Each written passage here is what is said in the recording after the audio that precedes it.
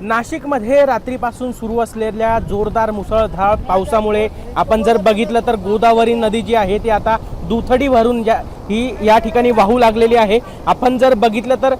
बरेचसे मंदिरं जे आहेत नदीकाठचे ते या ठिकाणी पाण्याच्या विळख्यात आलेले आपल्याला पाहायला मिळतात। अर्धे मंदिरं जे आहेत ते या ठिकाणी पाण्याच्या आडमध्ये गेलेले आहेत आणि आपण जर बघितलं तर हा जो दुतोंड्या मारुती आहे याच्या जवळपास आता पायापर्यंत जे आहे ते या ठिकाणी पाणी जे आहे ते लागणार आहे आणि बऱ्याच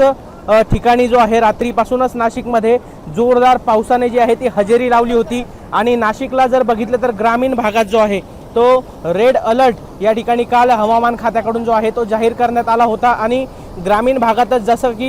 इगतपुरी असेल, त्र्यंबकेश्वर असेल, अंबोली घाट असेल त्या परिसरामध्ये आहे ते त्या ठिकाणी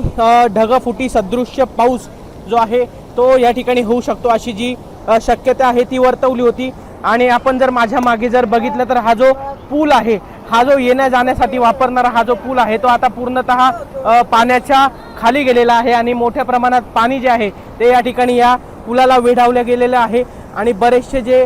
10व्याचे जे दशक्रिया विधी होतात या ठिकाणी रामकुंड परिसरात जी मुख्यतः मानली जाणारी दशक्रिया विधीची जी चक्री आहे ती देखील पूर्णतः आता पाण्याखाली गेल्याचं आपल्याला पाहायला मिळतंय आणि एकंदरीतच नाशिकमध्ये काल रात्रीपासून जो आहे तो ऑरेंज अलर्टच जो आहे तो प्रशासनाकडून खरं तर जाहीर केलेला आहे आणि त्यानंतरच आता नाशिकमध्ये जोरदार पावसाला जी आहे ती या ठिकाणी सुरुवात झाली असून आता